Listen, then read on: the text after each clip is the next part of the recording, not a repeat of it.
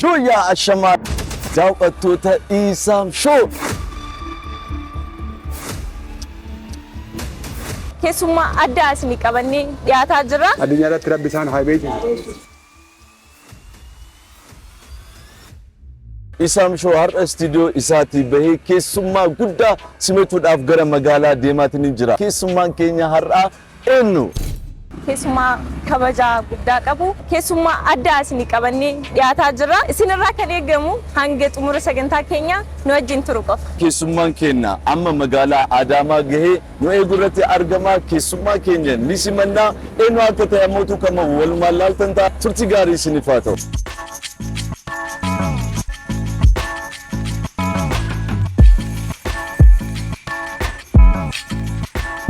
أما هايوي ديمات نجرا دعوتوت إيسام شو كيسومان كينيا هرأ سربوت إبا أفري أول نمدلجي هنور مقالة أوروميا فينفيني الراكئي آداما هاي الرتي أرجما فوزوة كينيا الرتي إلالات نجرا رياكشني ولمان كان إلالوتا كيسومان كينيا كبيت نجرا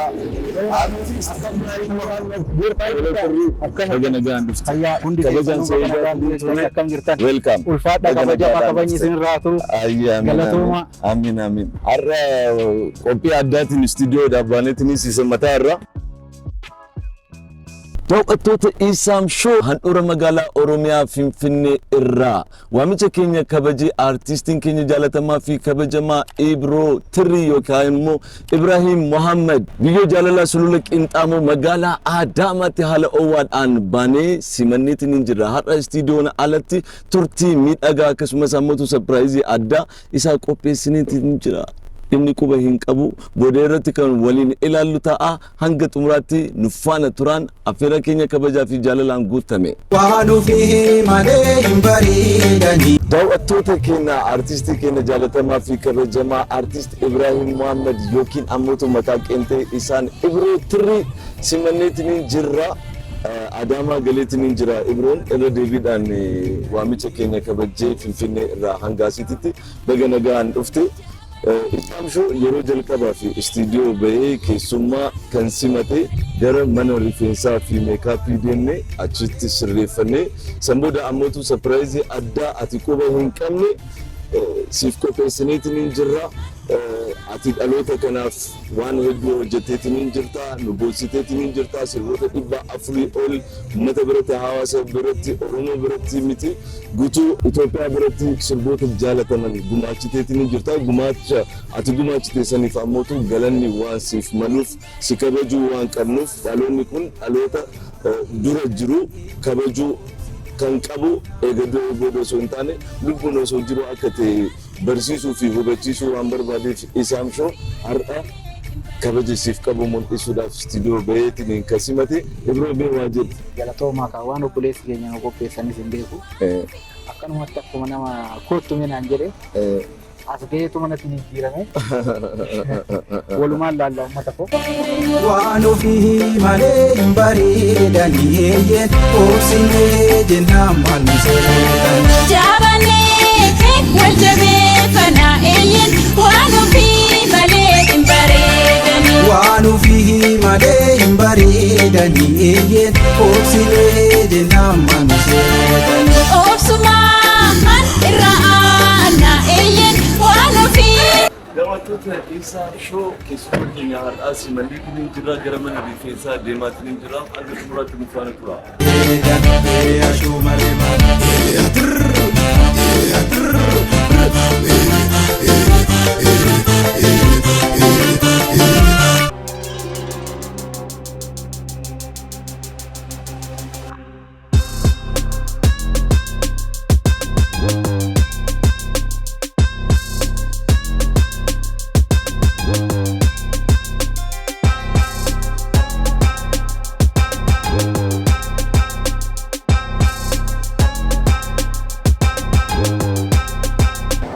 Ebrisha sirra bareedeetiin jira. Itti aanu ammootu maalinni ammas bakka biraa bakki deemnu jira keessummoonni hedduun nu eegaatiin jira waan ta'eef adeemnu. Magaalaa guutuu naannoofna. Adaamaa guutuu. Kanaan booda itti aanee ammootu bakka wayii si geessine.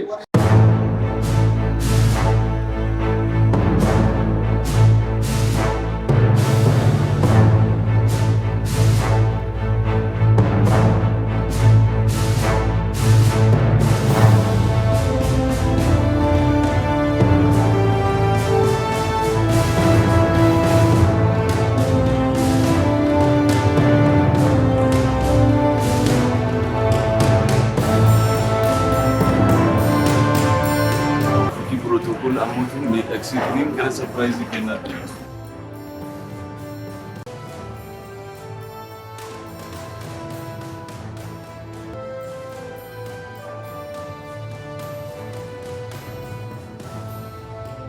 Abbuki protocol ammotu suufaan obboleessa keenya artist Ibro Tirri akka bareechinu sponsor nuuf ta'eetiin jira. Adama naannoo Franco gamoo Oliyaad jalatti ni argatu. Gatii madaalawaadhaan koottaa miidhagaa sponsor keenya kabaja waan ta'eef galatoomaa jechuun ni jaalanna.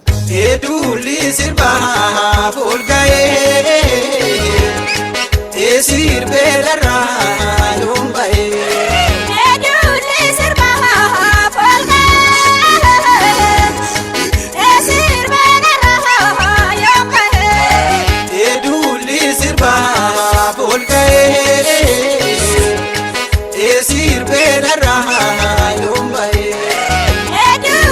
Ibrisha sirra bareediitiin jira.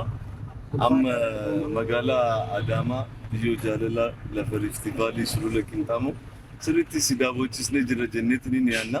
Galgala irratti immoo baay'ee jiru sirriitti ilaalla. Amma garuu namoota kabajaa fi jaalalaan ganama irraa jalqabanii si eegaatiin jiranitu jira. Egaa keessummaan keenya kabajaa guyyaa har'aa artist Ibrahim Muhammad yookiin ammoo Ibro Tirri hawwalee siinqee fi abbootii gadaadhaan haala kanaan simachuudhaaf iddoo kanatti argamnee jira.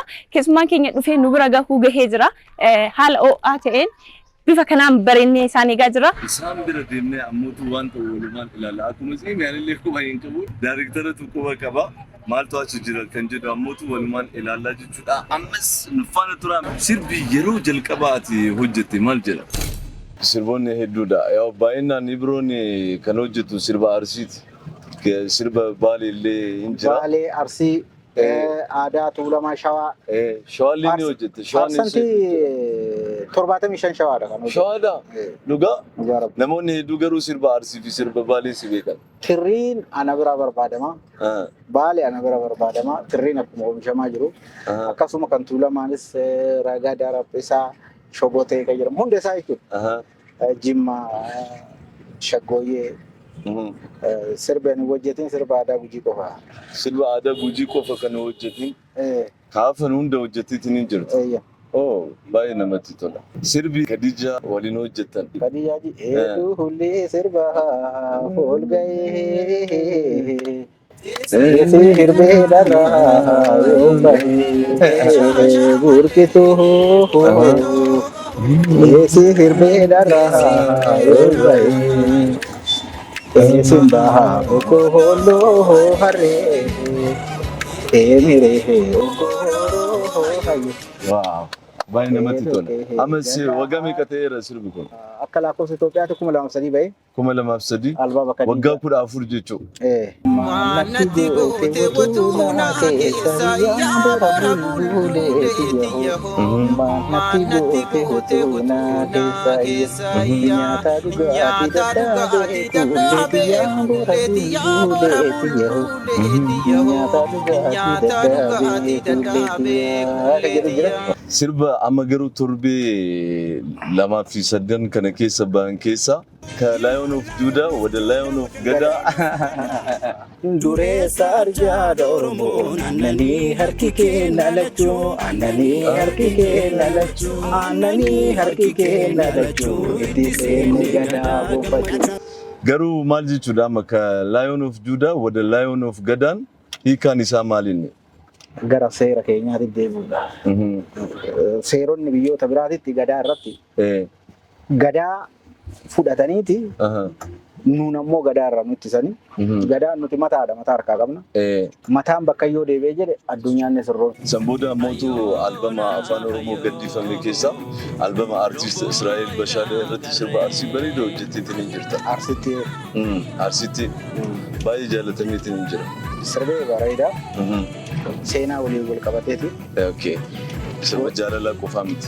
Gootittii siinqee rakkoo furtuu jedha. Surprising addaa artistii keenya Ibrahim Muhammadiif qopheessine hojiiwwan inni aartii keessatti hojjeteef isa madaaluu baatus humna keenyaan kana caalaa cimee akka nu hojjetuu fi gara keessummoonni gurguddoo abbootiin gadaa fi haadha siinqee nu eegaa jiranitti qaqqabnee jirra. Ibroo Tirriin sapiraayizii kana quba hin qabu. Daawwattoota Isaam Show bakkee sapiraayiziitti qaqqabneetiin hin jira. Artiist Ibrahim Muhammad yookiin Ibroo Tirrii hojii nu hojjeteef galatoomi siin jechuudhaaf asitti si affeerre haadholii siin qiyaas jiran.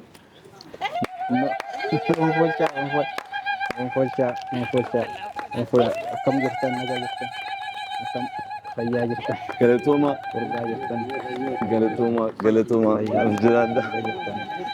akkam Kuni Odaa Resort jedhama. Odaa Resortitti gaa wanna hanga ammaatitti aartii keessatti hojjeteef si galateeffachuu waan qabnuuf kanaaf asitti si affeerre Odaa Resort sponsora nu taasisuudhaan sagantaa kana iddoo miidhagaa kana irratti akka qopheeffannu nu taasiseetiin hin jira. Galatooma jennaan mee gara keessaa seenee ammootu waan jiru walumaan kan ilaallu ta'a. Aadaa nama hojjete wal galateeffachuu namni eega du'ee booda osoo hin taane osoo lubbuun jiru haa ta'uun ergaa dhalootaaf dhaamnu. Akkuma argitu ka Odaa Resort irratti waan aadaa fakkaatuun sisimmanne irra deebiidhaan baga nagaa laa dhuftee baga nu hojjetee kana caalatti sirraa hojii gurguddoo ni eegna. Galatoomi siin jechuu jaalanna anaa dhufu. Anaa baga nagaa nu eegdani. Odaa Resortiin dhuguma Odaa Resortiidha.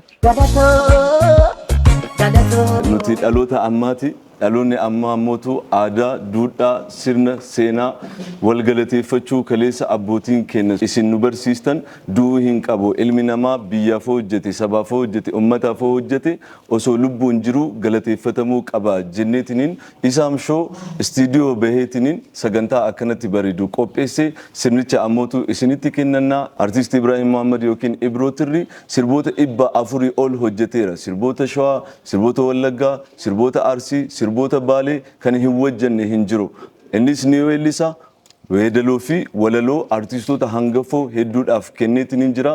Namni kun nama biyyaaf hojjete, nama aartii guddisuudhaaf hojjete, nama seenaa guddisuudhaaf hojjete waan dhookate fuulduratti baasee weedaloo fi walaloo miidhagaadhaan dhaloota kan barsiisaa jiru waan ta'eef akka sirnaatitti, akka aadaatitti, akka duudhaatitti abbootii keenyatti dubbii kennanne gaabis qabanne dhangaas qopheeffanne nu eebbisaa nu galateeffadhaa ka fuulduraa nu eebbisaa sin jechuu jaalanna. Sirriidha. Yeroo ammaa kana dhaloonni of beekee aadaa ofii seenaa ofii yeroo amma badaa jiru kanatti ammootu waan ofii hojjetee hawaasa isaati aadaa kaleessa kana qabna. Har'a ammootu sadarkaa kanarra jira aadaan keenya guddatu qaba jedhee namni hundi irratti hojjetu. Kana ammootu Ibroo Tirrii sirnaan sirritti aadaa keenya ol baasuu irratti baay'ee hojjetaa jira. Nama baay'ee dadhabee jira. Namni kun ammootu osoo lubbuun jiru galateeffatamuu qaba. Sirna isinii kennanne nurraa fudhadhaa. Ishiin eebbifna nufoncha. Amma sagantaan kun sagantaa uummataati sagantaa guddaa nama kadeebee addunyaatti illee borullee tolu nama hojjete rabbi isaan haa taasisu. Aadaa irratti hojjetaa jiranii aadaa isaanii rabbi haa jabeessu. Sammuu isaanii rabbi haa bal'isu. Sadarkaa guddaa rabbi isaan haa geessu. Hayyuu guddaa hayyuu biyyi fi addunyaa bulchu rabbi isaan haa taasisu. Jaalala waliin haa oolchu. Aartiin ammootu biyya guddifti ufillee ammoo guddataa. Isalaalee warri duyda duuba dhufullee akkanatti warra biyya guddisu rabbi haa godhu. Rabbi haa godhu. Isallee kana caalaa rabbi haa guddisu. Rabbi haa dagaa'isu. Ilmaan isallee biyyaa ka toltu rabbi haa godhu. Innillee ammootu biyyaa ka tolu rabbi haa godhu. Qilleensi bakka maraa dhufu ammoo haa jaalatu. Qilleensi bakka maraa dhufu haa jaalatu. Biyyaa biyyoon isa haa jaalatu. Biyyaa biyyoon isa haa jaalatu. Dhakkaamoyni isa haa jaalatu. Maleeyikan isa haa jaalatu. Wanni marti isa haa jaalatu. Akka biyya guddisetti innillee haa guddatu. Umriin isaa haa turu. Umriin isaa haa turu. Inni bifnaan of oolcha. Maarree ammaa mucaa keenna kana Ibroo keenna maqaan isallee guddaa rabbi isa haa guddisu. Maqaa keenna guddise. Seenaa teenna ol kaase amma rabbiin ammallee isallee rabbi haa guddisu. Keessattuu rabbiin ammallee oliin isa haa deemu. Komando si wajjin haa deemu. Si komando si wajjin haa deemu. Kan wallaale rabbi itti haa guutu. Horaa bulaa.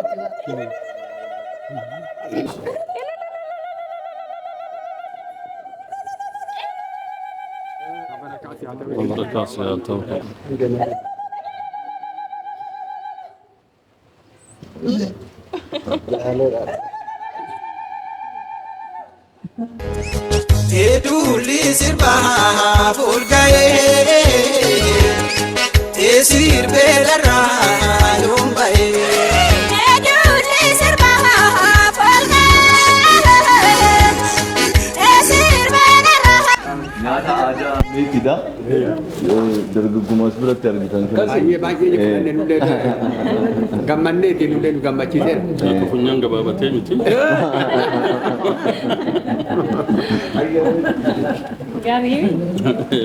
Maarree aartiin aadama seenama duudhama abbootii keenya kaleessa waan gurguddaa hojjetan of keessatti dhaabbisaa. Maqaa gootota kana sirba hunda keessatti sirrumatti hima. Jaalaluma keessatti ergaa ittiin dabarfata. Maqaa gootota kaasuu keessatti baay'ee cimaadha. Sanumaafiin seenaa ittiin himtanoo qabaatan sinin jedheeti saniif. Seenaa yoo jenne karaa aartiitiin kun seenaan abbaa seenaa qabdi.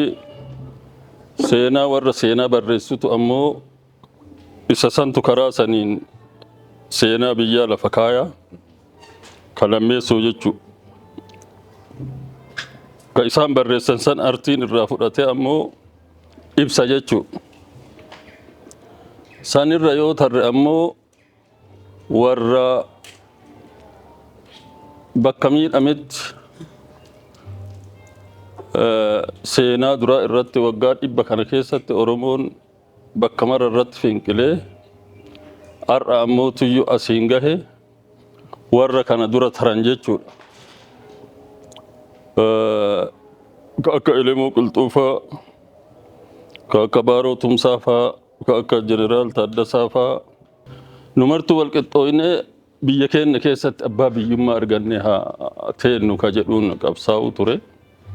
Amma ammoo alhamdulillah yeroo muraasa kana keessatti wanni tokko tokko saaqamee kun mul'ataa jira. Kana rabbi itti nu haafufsiisu asumaan jenna. Ka hafe ammoo ana qofa osoo hin ta'in ammoo jaarsonni gurguddaan ka waa beekuu, ka seenaa beekuu, ka qara'ee itti haa guutan jedheeti asumarratti dhaaba gabaabamatti. Galatooma bakka beekan dubbatetti beekaa jala yookiin immoo hayyuu jala dubbachuullee baay'ee namatti ulfaata. Seenaan jiru kama isaan jedhan kana wanni isaan dursinee nama dhalanneetiin amma kana jennu qabnu abbaa keenya hayyuudha. Qabsaa'aa waan mara akkuma jarriin jenne kana wajjin bara baay'ee uummata keenyaa fi biyya keenyaaf dhaabatan waan ta'aniif osoo hafellee jiraate kana jedhee amma isaan irratti beekumsa isaanii dandeettii isaanii irratti waan dabalu tokko safuunda dhoowwa. Kaani amma abbaa sirnaatirraa waan amma ka hafe isaanumti nu ibsani. Ka amma haje jedhan kun hundumtuu tokkoma. Akaakilee abaabilee majarri kun kennuma warruma wajjin bannoo taane maatii majaraatiin. Magaalaan kunis gizee moggaafamtu. Biyyi kunis biyya Oromiyaallee hundi yoo faarfamee jedhu ka faarfame rabbii tokkocha.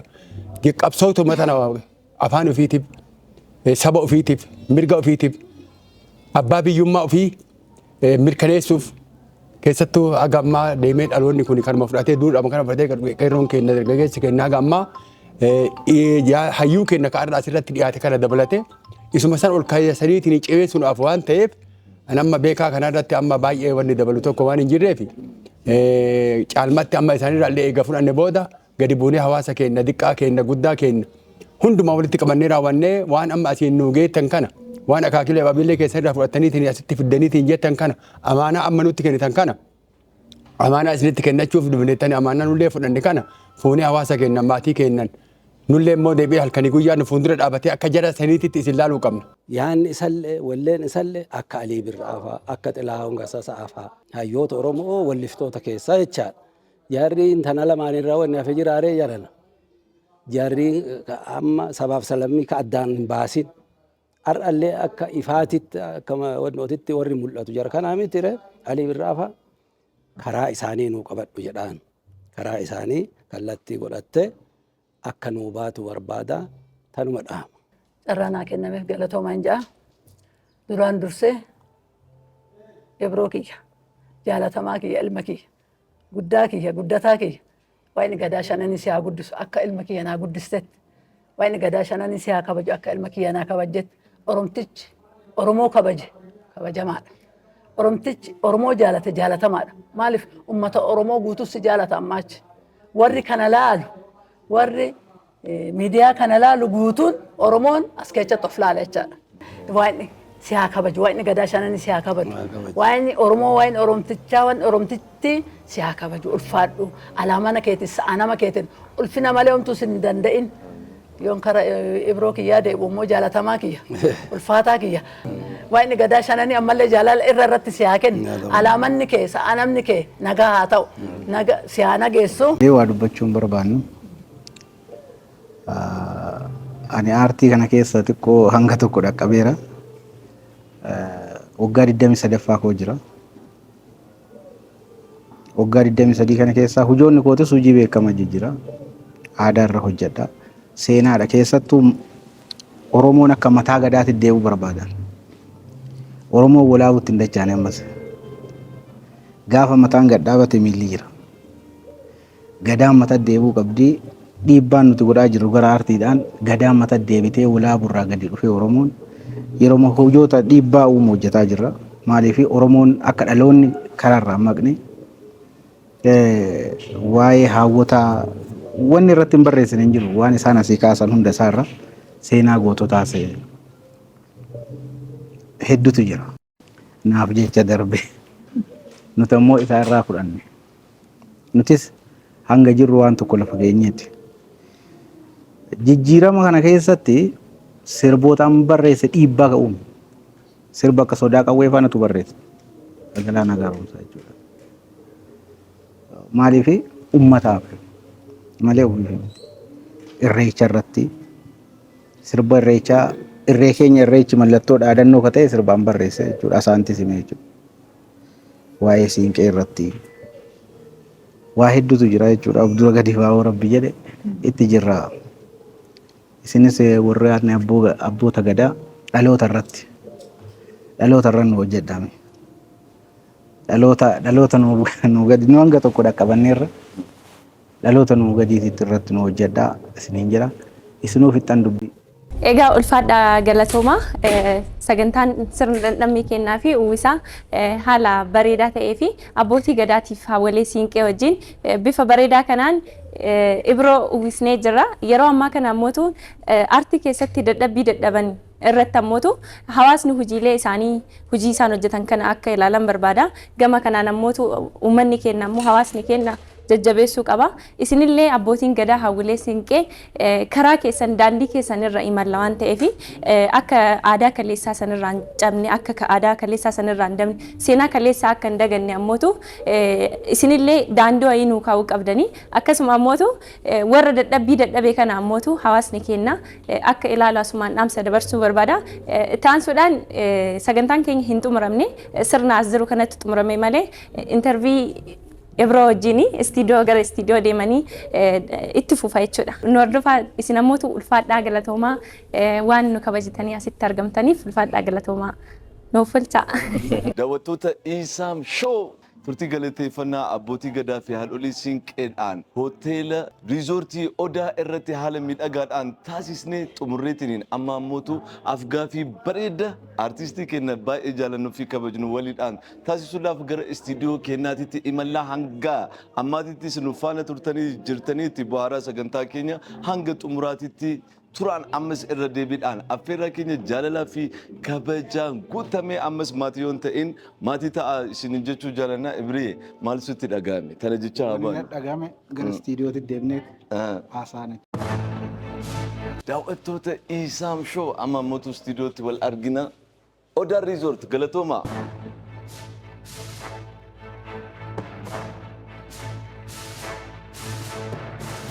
Kabajamtoota daawwattoota Isaam Show sagantaa keenyaarraa nama jabaa tokko qabannee dhufnee jirra istiidiyoo Isaam Showtitti. Isaam Show isa jedhamu nama gaafatu irra guyyaa irraa isa gaafanname Isaam Showtti fuufi. Bakkee wal jirru Ibroon walaloo fi yeedaloo irraa gara afgaaffii fudhachuutillee imaluu barbaada fakkaata. Daawwattoota Isaam Show turtii keenya alaa xumurree gara istiidiyootitti deebineetiin jira. Afgaaffii bareeda artistii keenya jaalatamaa waliin ni taasisna. Turtii alaa irratti ammootu aadaa keenya wal galateeffachuu osoo hin du'in lubbuun haa taasisnu ergaa jedhu dhalootaadhaaf dabarsuu barbaanneeti. Kanaan booda seenaa duudhaa aadaa ummataa kan calaqqisiisan kan biyyaaf kan sabaaf kan ummataaf hojjetan hunda gara istiidiyoo yookiin ammootu shoo Isaam irratti affeereetiin kabajnee kan galateeffannu ta'a. Ammas afgaaffii keenya waliin hanga xumuraatti nu faana turaan affeerraa keenya jaalalaa fi kabajaan guutame turtii gaarii isiniif haa ta'u. Irra deebiidhaan Ibroo baga nagaan dhufte. Baga nagaan nu eegdanii. Waamicha keenya kabajjee Isaam Shoo waliin turtii miidhagaa seena qabeessa ta'e taasisuudhaaf handhuura magaalaa Oromiyaa Finfinnee irraa asitti argamu keetiif hedduu galatoomi isin jenneetiin jira anaa dhufu irra deebiin. Anaa baga nagaan. Mee afgaaffii bareeda akka taasisnu abdiidhaan qabaa sagantaan kun akka milkaa'uuf ispoonsaroonni hedduu ni qabna mana uffata aadaa abbaa shittoo ispoonsara keenya kabajaatii hedduu galatoomaa jennaan uffata aadaa gosa hundaa gatii madaalawaadhaan ni argattu Adaamaa naannoo Ahmadeetitti ni argama akkasumas ammootu Amiin Modeling dameewwan isaa magaalaa Adaamaa Bishooftuu Hawaasaa Asallaa Finfinnee irratti banuudhaan industirii moodelingiidhaan dorgomaa ta'eetiin jira barattoonni moodelingii barachuu barbaadan galmaayaa isiniin jenna akkasumas ammootu Abuukii Protocol artiist Ibrahim Muhammad akkanatti uffataan kan nuuf bareechee hedduu galatoomii jechuun jaalannaa Abuukii Protocol Adaamaa naannoo Franco Oliad Cinema jalatti ni argattu dabalataanis miidhagina rifeensa isaa akkanatti kan nuuf miidhagsee leellisaa mana miidhagina dhiiraa leellisaa hedduu galatoomii jechuun jaalannaa gara afgaaffii keenyaatti haa deemnuti moggaasa maqaa Ibroo Tirrii jedhu kana akkamiin akka argatte duubatti deebinee haa yaadannu isarraa jalqabnu biree. Duubatti deebi'uu hin taane of duratti deemna. Duubarraa gara duraatti dhufne jechuudha. Ibroo Tirrii kan jedhamu sirba aadaa Arsii hedduu hojjetee jira. Koofii sirba caalaa kan nama barreessetu caala. Sirboota kanarraa akka ka'e Ibroo Tirrii jedhanii. Irra caalatti sirboonni kutaalee Oromiyaa biraallee kan hojjedhe irra caalatti jiru Ibroo Tirriitiin beekama. Tirriin haalaan aadaa in sirbe sandaa'ummaa guyyatti haalaan sirbe Tirrii kan lafa dhiitee sirbee jira akka ajaa'ibaatti jechuudha. Kanaaf Ibroo Tirrii naan jedhanii akkanatti nama mogga'e.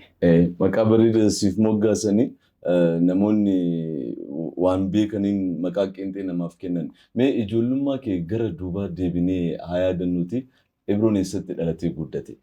Ani qubsuma Oromiyaa jedhamtu keessa Koonyaa Arsii lixaa aanaa Qoreetti dhaladhee guddate gaara Kaakaa jalatti. Gaarri keenya akka malee qorra. Lafa saatoodhaaf kan deemuu hin dandeenye. Lafa bareedaadha. Achitti dhaladhee guddadhee biyya aadaan Arsii guutuun keessa jirtu jechuudha. Waa hundi jechuudha. Ilma baddaa dhalatee guddate. Baay'ee namatti tola. Ibroon amma eessa jiraataa jira? Maatii hoo horateetiin jira gaaffiin jedhu ni ka'a. Miidiyaa irratti hedduu fi mul'istu waan ta'eef Ibroon eessa jiraataa jirta? Maatii hoo horattee? Eeyyan waggaa 23ffaa kooti Finfinnee jiraataa jira. Maatiis qaba. Abbaa ijoollee shamaraa lama. Toltuudhaaf naaf tolee jedhamti. Maqaan isaanii mudannoo addaa qaba. Mudannoo addaan qabu toltuun moggaasuma abboota keenya irraa maqaa dhaalle moggaafna. Haadha manaas qabaa jechuudha. Haati manaa kee garuu dubara Harargee akka taate waa'ee keetii yommuu qoradhu dhagayeetiin jira. Mee akkamitti wal bartan? Akka tasaa wal barre rabbima toliin nu fide. Haadha intala durba gaariidha. Haadha manaa gaariidha. Hanga isin walii eda'ame an hojii baay'ee hojjedhe. Baay'ee na jajjabeessiti. Maatii ofiitiin waa hunda kusii gattee ana wajjin jireenya na wajjin jiraachuu filattee akka tasaatti wal barree nuti. Isin biyya Suudii irraa isin Suudii jiraatte ture. Maatiin abbaa haadha ishiillee Suudii jiraatanii. Suudii jiraatan ture? Achumatti dhalatte achuma guddatte ishiinis jechuudha achii dhufte. Akka tasaa wal agarree. Mana artistii Neemaa Abdurrahmaaniitiin wal agarree. Ana jaalate jechuudha.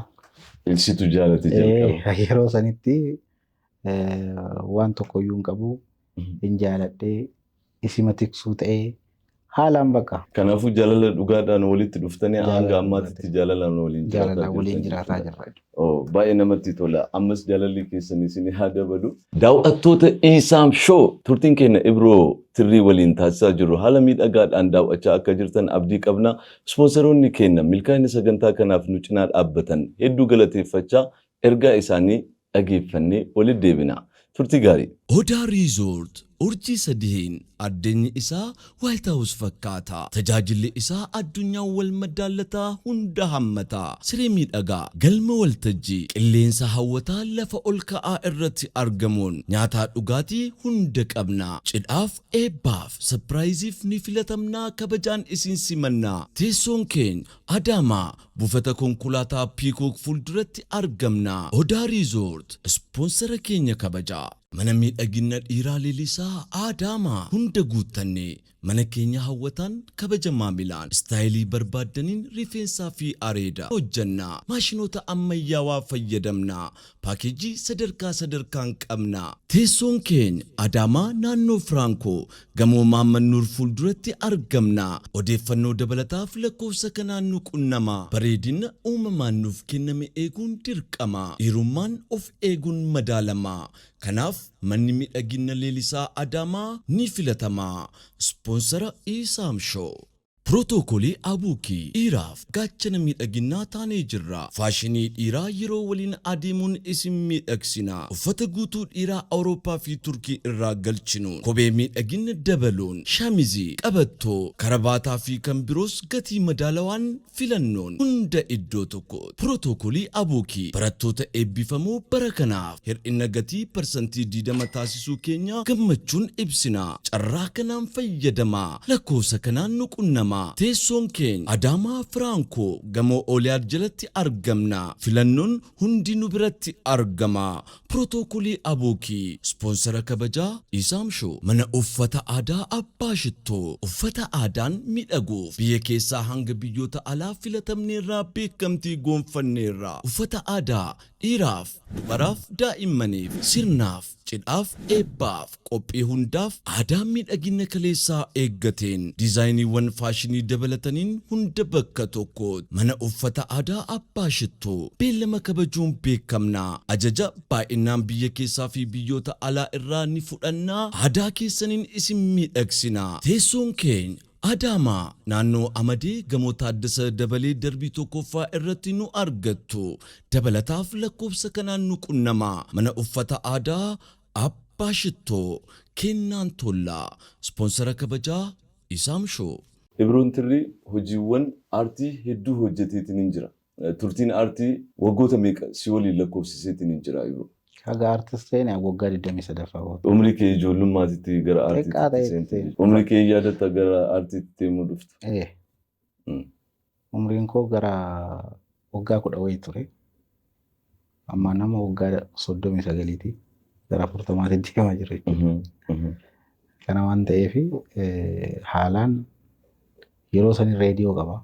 Reediyoo dhageeffadha. Reediyoo dhageeffadha. Reediyoo dhageeffadha.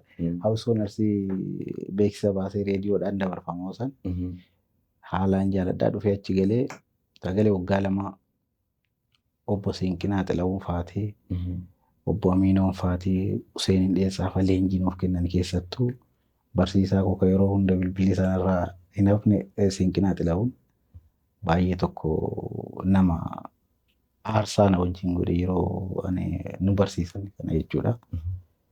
Haalaan akkaataa har'a cimina kana bahu namoota nuuf godhan jechuudha. Namoota nu qajeelchan galateeffachuun dirqama ta'a. Akkasumas Useen Amaanoo fa'aa jechuudha. Aadam Yaasin jechuun boora xiyyaa nama lubbuun hin jiru rabbi isaa araaramu jechuudha. Namoota akkanaa kanneen faatu ture. Garuu umriin kee 40 waan ga'een fakkaatu dhaabbanni kee ammallee kama ijoollummaati. 39 jira. Umriin dhokfatanii ta'u. Sirra dulloomee bala. Waan uummataa waan hojjennuuf hin muuxanne.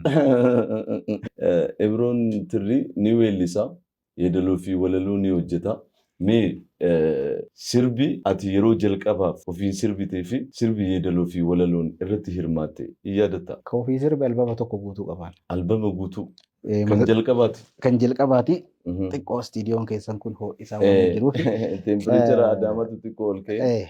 Maaliif albama tokko guutuu qabaan. Mata duree albamaa Yaa Rabbi jedha. Yaa Rabbi. Bara 1999 akka lakkoofsa Itoophiyaatti mana muuziqaa Ambaasaal maxxanse. Yaa Rabbi, Yaa Rabbi, Yaa Rabbi kiyya nan dhabsiisimee waan hawwiiti. Yeedaloo sanatu hojjetee walaloo isaa hiriyaa koo artist Kadir Sa'idiitti hojjete. Kadir Sa'id biyya Kanaadaa jira jechuudha. Walumaan gara artist jennee rufaaree dammatoo rufaaree albaaba san keessa jira jechuudha. Rufaaree Achi bishaan laga gaasaraa qulqulluu bishaan laga gaasaraa sirboota jedhu viidiyoon ture yoo sun albaaba san keessa jechuudha. Sirboota ijoollummaa keenya sirriitti yaadannu. Sirboota aadaati. Yeroo san baandii Arsii keessa turte. Baandii Arsii keessa leenjii 95 irraa kaanee waggaa 2 leenjinee baanee 99 Awusoo Arsii dhiisnee baanee. Awusoon dhumti isaanuma irratti adda facaate jechuudha. Awusoon sun bilisaan hojjeta namni hundinuu. Yeroo sanitti. Mindaan hin jiru. Awusoo sun akkasiin mataa walitti qabee deemuun warroota akka Useen Dheessaa warroota akka Sinqinaa Xilahuun Obbo Aminoo namoota Awusoo sanitti maqaa horii jirtu. Har'a namoonni sunniin aadaaf turizimii san waajjira san gadhiisanii Awusoon sun akkasitti jaalala qaawoo sana Awusoo saniif qabamu aadaa uummata kanarratti seenaa yoo mun cabna shooshillaa lafa godhanii darbaniiran jechuudha. Warroota achi keessa jiran jechuudha. Waan si ajaa'ibu baay'ee tokko Awusoo san keessa buune si ajaa'ibu. Ijoolleen meeshaa taphatan baay'een isaanii ijoollee dhalattoota magaalaa Sallaati. Ijoollee afaan hin beeknefaatu jira achi keessa.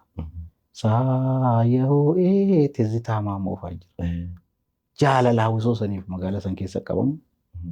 Jaalala guddaa jechuudha. Har'as uummanni magaalaa Sallaa Awusoo sanii utuu akka deebifamee dhaabamu jedhee uummannichi magaalaa Sallaa tokko deebisee dhaabu abdii irraa qaba. Haalaan Awusoo jaalatamu Awusoo namoonni jajjaboon keessaa ol baanii warra akka Abbaa Bashuu fa'aatu ture beektaa. Abbaa Bashuu. Awusoo baay'ee Awusoo guddaa ture. Garuu yeroo sanitti sirba qeenxee osoo hin yaalin yeroo jalqabaaf uummataa wal baruudhaaf albabii baasuun namni san dura san godhi jira. Albabiin madaala ilma namaati osoo. Sirba qeenxee sirbuun yeroo as dhiyoo dhufe. Albaba madaalli artistii tokko jechuudha. Yeroo sanitti salphaa ture jechuudha. Kan baratames albama baasu. Yeedaloo fi walaloo yeroo jalqabaaf hojjette yaadatta sirba eenyuti? Qamariyyaa kiyya Kadir Sa'idii shibirreetiyyaa yaa shibirreetiyyaa kan isaa hojjedhe innis kiyyoo barreessa akkasitti hojjenni jechuudha. Sirboota baay'ee itti aansee sirboota hedduu badhaanee burqaafaa jira. Achii booda galaanaa fa'a. Weellistoota hedduu jira. Wacaatuu sirba Gujii sirbituu. Sammuu Ibrootiin aartiin akkamitti hiikama? Aartii jechuun anaaf akkam beektaa qaama kootiin hojiin socho'a. Ana yeedaloo walaloo hojjedhu cinqadhee hojjedhu akkanuma. Yaada tokko yaada barbaadu san hojjedhee utuu kolfee taphadhu hojjedha jechuudha. Aartiin kennaa Rabbi siif kenna. Waan Rabbiin sitti akeekuuti wanta ati hojjettu jechuudha. Waan lafaa kaatee yookaan waan yuunivarsiitii barattee fidduu miti. Uumamaa waan siif kennamu jira. Uumama isa irratti jechuudha. Aartiin siin gargar bahuu hin danda'u. Keessattuu hojiin barruu jechuudha. Walaloo waa barreessuu eegaltaan harkee gadi hin taa'u. Yoo harkaan hin barreessine sammuu kee keessatti hojjetta jechuudha. Hanga ammaatitti garuu sirboota meeqaa uummataaf gumaachiteetiin hin jirta? Sirboonni baay'een ka ba'an ka istiidiyoo jiran jechuudha. Ka ofii kootii galmee gorra. Ka ba'an qofa olusitti mee yeroo tokko tokko ani galmeen harkaa qaba. Waan jiru kana. Kan riikaardiin qabu jira. Kan riikaardiin hin qabne jira. Hojoota irraa hir'isee himan. 475 jedhee irraa hir'isee himan. Maaliidhaaf namni akkasitti dhugaanti fakkaatu. Haalaan jechuudhaan guyyatti biyaansi hojiin namaatu kan mana bira jiru. Ufii kooti kan hojiin namaa kan harkaa qabu hojii 30 oltu. Weellistoota hedduu wajjin jechuudha. Hojii namaa xiyyeeffadhee hojjedha. Maaliidhaaf yeroo tokko tokko anummaan ufii kootiyyuu barreesseeti akkamitti ta'a jedha. Ragoota sagalee yookiin kan waraabee walitti qabu jira kuusaa. Filaashii tokkocha matama kanaan kuusee maaliif haa taa'uun seenaadhaaf maaliif seenaa kan darbee irraa barachuu fakkeenya seenota barreessitoota asiin duranii sirboota aartii Oromoo keessatti aarsaa guddaa kafalan jira warra akka Abdii Qopheeffa'a. Kan weellistoonni muraasa qofa maqaa isaanii kaasan silaa kan warroonni maqaa isaanii kaasuu qaban hin kaasu. Har'a isaan lubbuun jiran siidaa warroota siidaa gurguddaa dhaabbachuu fi qabudha. Seegalee hojiin barruu sirraan ta'a. Ati barruu irraan teessu hojiin barruu sirraan ta'a. Sitti hasaasama waan hojjettu kana jechuudha. Kanaaf guyyoota 405 kitaabaanis xumuree ragaa wajjin hundeessaa. Kannaa mana caalaa kan waa akkatame caalammoo. Kanuma maqaa ofiitiin baafate caala. Kan beekamtii siin kennine jechuudha. Baay'ee artistoota hedduu argina. Artistii beekamaa meeqa hojiin jahaa hojiin koo feemes godhee jira. Ka hojii tokko irratti Ibroo jedhee yookaan maqaa koo caafee irra kaa'u. Hin komaddoon. Maaliidhaaf anummoo hojii kiyya sana gamga'uu qabda. Uummata biratti gamga'u. Dhaamsa koo dhaamsi sun bagana keessatti naaf hin jiran sirbi jiruu kootti gammadu sirba sodaa qabuuti addunyaa kana. jedhini yeroo qabsoosan sirba san irratti beekamtii siif hin kennamne. Galaanaan Ibroo jedhee kaa'ee jira. Garuu galaanaa akka tasaa taaksii keessa olii dhufne Ibroo ibsaafaa ture. Maaf hin hojjenne sirba kana jedheen sirbichi na keessa jira. Nama bakka sirbichi sun teenya halkan tokko xumuramee sirba. Halkan tokkotti sirba hojjetanii booda galaanaan fuudhee Dubaay deemuu barbaadanii turanii osoo Khadiijaa wajjin galaanaanis fuudhee haalaan weellisee jechoota haalaan jajjabeessee seenee sirbichi gagabbaa'e dhaloota tokkos itti gammadee. Sirba qabsoo keessatti akkamiin maqaa kiyya barreessuu diddee caala maqaa koo barreessee jira. Akkamitti akkasitti kireeditii guutuu naa kennitee caala sirbichi gabba'ee gindisheetanii gammadee. Sirba fuulduras jiraatu. Yeroo narrabsaan sirba kee irratti maaliif sirbi jiraachuu qaba? Fuuldura sakeekaa jechuudha. Sirba san keessaa waa iddoo argatta achii booda baalli solii waan jennee. Baalli jechuudha. Baalli albama baalli. Baalli matamu isaatu jechuudha. Sirbuma baalli jedhamu sirba arsiiti. Indoo jedhamee cadhee sittiin addaatu bullukoon kuni hin daarudha osoo kana jechuudha. Teenyee hojjenneeti hoololoota isaa haalaan bareechee illee seenee achii booda arsii jedha arsittii martiin hunkuruura sissirbuuf dukkana duulaa. Jajjaba mataa warraaqe albama tokkoffaa irratti illee galaana ol biraan jechuudha sirba waa'ee seenaa Aazulee. Gabba yaada goota ayyootiyya boontu diina kee wareegaa ammaan boodan bootu ga'ee jira. Sirbi galaanaa sirba aadaa guyyoota hedduu hojjenne jechuudha. Sirboota uummata biratti baay'ee fudhatama argatan keessaa sirboota muraasa artistoota heeru. Fakkeenya akka Leencoo Gammachuu. Leencoo Gammachuu. Walaabuu sirba baalii. Sirba baalii jechuudha. Kan amma bahee kan Boonsaa. Boonsaa Adam. Zalaayoon of gada. Sababoodatti dhufna wajjina. Inni biraa immoo Caaltuu Naannessoo Haajuu Marqee Baloo. Waa'ee seenaa Haajuu Marqee Baloo. Hedduu Khadiijaa Haajii sirba shaniitu hojjete albama siisan keessatti. Albama jalqaba. Albama yeroo sanii jechuudha. Aadaa bareeda qabnaadha albamni suni. Albamni suni aadaan bareeda qabnaan kolleekshinii keessa achii booda albama kophaa. Eedulli sirbaa fulga'een fa'aa keessa jiru albama kophaati. Achi asas albama dhuma keessatti illee tirreenatu sagalee jalaa qabee haalaan albama dhumaallee albama bareeda baafte. Artistoonni yoo himu Fayyisaa Hayiluufaa jira.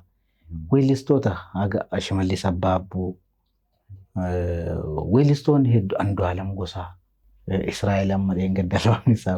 Israa'el Bashaadaa albama Torbee Dabree Bahee. Torbee Dabree Bahee albama bareedaadha. Akkuma seenaa daawwadhaa. Artist Israa'el Bashaadaas artistii lafaa dhufaadha naannooyyeedhaan.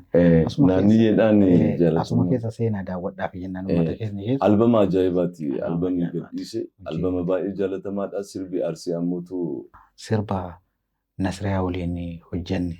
Shukrii Jamaal Waadaa Furtuu. Waadaas anaaf biraan zareemuutti taa'ee hojjete jechuudha. Bireen nama jabaadha. Qindeessaa muuziqaa beekamaadha. Furtuus kan kenne hawwiidha. Shukriin hawwiirraa fudhate garuu jijjigooti. Sirbi sun jalqaba kan kenname walaloo fedilaa hawwiidhaaf kenname. Jijjigooti. Garuu obboleessa koo Shukrii xiqqoo hin komadhe achirratti. Dhugaa dubbachuun. Akkamitti harka isaa gahuu danda'e? Isaan tolii kenne isaan keessan beeku. Isaanumatti walii dabarse. Achii boodaan hojii biraa hojjedheef jira hawwiidha. Shukriin garuu hin komadhe. Walaloon sirba sanii guutuudhaa miti. Dhaamsichi sirba furtuudhaa guutuu miti. Yaada keessaa bahetu jira. Tu gaafa barreessu yaadee barreessa jiraan waan na ilaallatu qaba furtuun. Kana waan ta'eef sirba Muktaar Usmaan jettee interview Muktaar jechuun weellisaa afaan Oromoo keessaa weellisaa jaba guddaadha. Nama dinqisiifadhu hojii guyyaa takkaatu hojjeessu. Jettee asitti an taa'ee walaloo barreessaa asitti seenee Muktaar. Aayidiyaa akka barbaaddee horinaan jedhe. Gammachuudhaan taa'ee barreesse hojii guyyaa takka fidhe. Baay'ee nama dinqa. hojii guyyaa tokko fakkaatu. Muktaar sagalee isaa sagalee nama dhibu miti. Sagaleen Nama bilchaata. Nama waan fagoo beeku. Jechoota jajjabaa fayyadaminaan jedhu. Jetteen itti fuudhee jechuudha. Jettee itti dhiiftee jenne nama dinqisiifadhu. Ibroon garuu walaloo yommuu barreessu miira gaarii keessa jiraannaan daqiiqaa muraasa keessatti yookaan immoo sa'aatii 2 fi 3 gidduu keessatti walaloo guutuu xumuree weellistootaaf kennuudhaan hin beekama. Istiidiyoo hedduu irratti wanti jedhu ka'eetiin hin jira. Sa'aatii muraasa keessatti walaloo guutuu hojjetanii kennuun hin ulfaatu. Fakkeenyaaf sirba boonsaadha. Sirba boonsaa. Manni guutuun utaa yaadicha birraan naaf. Birraa gammadu. Birraadha jechuudha. Birraa yaada maddisiisaadha. Gadaan kun akkana fuunoo jenna. Tole jennee hayyee jenne. Isaan achi deeman waan biraa taa'ee hojjedhe. Ittiin bakka ta'e. Itti seeni jennee. Sa'aatuma muraasa keessatti. Findhee adda deemu. Maaliifi? Guyyama sanitti sagalee yaada nama sanii yaadni nama sii kennu sun yaadichi namni irra bu'uura si kaa'u sun yaada bilchaataa taanaan dhumataadha. Ergaa guddaa qaba. Ergaa guddaa qaba. Waa hedduuf keessaa qaba. Dhageeffachuu qabu uummanni. Sirboota akkanaa kana qalbiidhaan sirboota itti dhiichisanii deemanii miti. Sirboota qalbiidhaan. Garuu yeroo Zalaayaan of Gadaa sirbee artiist Boonsaa Adam ba'u miidiyaa kana irratti namoota afaan biraa beekanii fi miti namoonni afaan Oromootuu beekan ergaan isaa maal akka ta'e hin hubanne jedheetiin yaadota garaagaraa barreeffamaan sooshaal miidiyaa irratti ilaalaa waan tureef jechuudha. Mee yaadni Zalaayaan of Gadaa keessatti walaloodhaan ibsamuudhaaf yaalame hanga muraasaan Ibroon silaa nu ibse carraa kanaan daawwattoonni kennallee sirba kana akka hubataniif. Ifa jira.